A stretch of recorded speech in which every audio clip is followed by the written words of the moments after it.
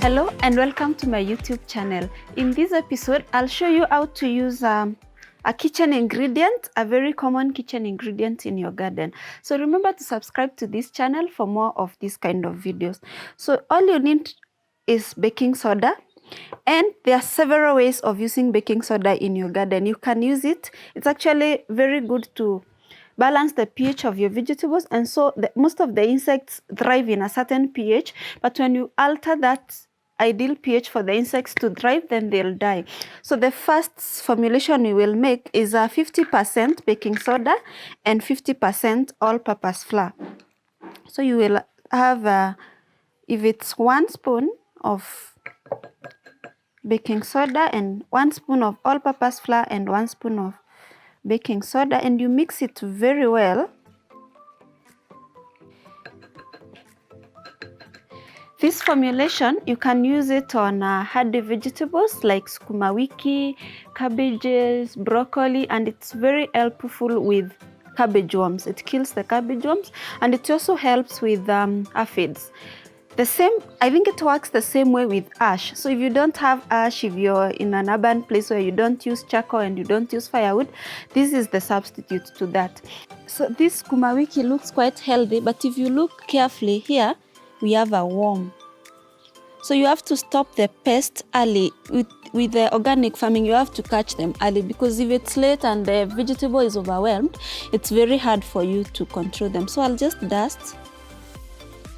The best time to do this is early morning or late evening.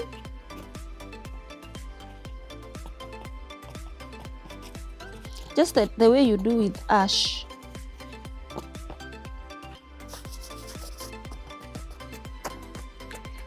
Yeah, so we will come back and check later to see if the worms have died, and our sukuma wiki will be much better.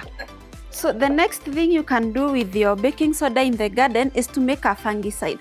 And for that, you will require baking soda, which you've just used. You will also require oil, cooking oil, and soap. So the ratio is 1 liter and 1 liter of water. You will require some water for that spray. So you have 1.5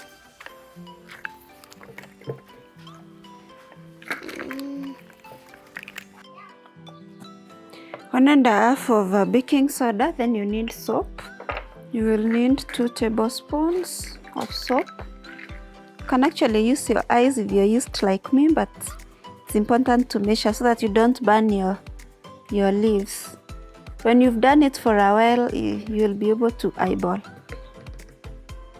2 tablespoons of soap. And finally, 1 tablespoon of oil.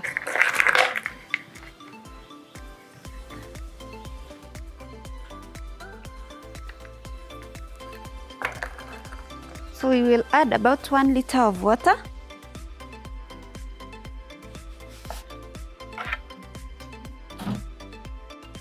You can actually use the option of mixing them in another container and then putting them in a spray bottle, but I just do everything at once. So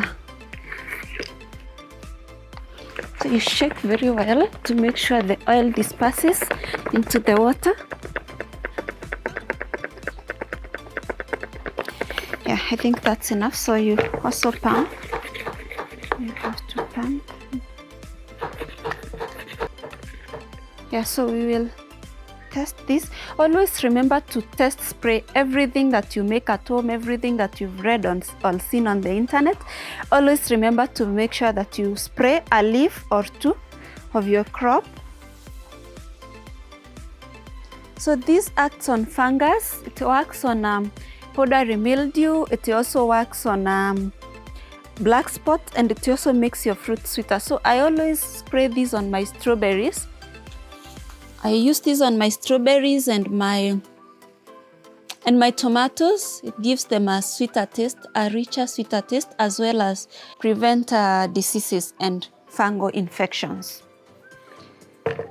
So that's it for this video. Thanks so much for watching. Remember to subscribe to this channel, and always remember, if you have a vision, add some passion. Goodbye.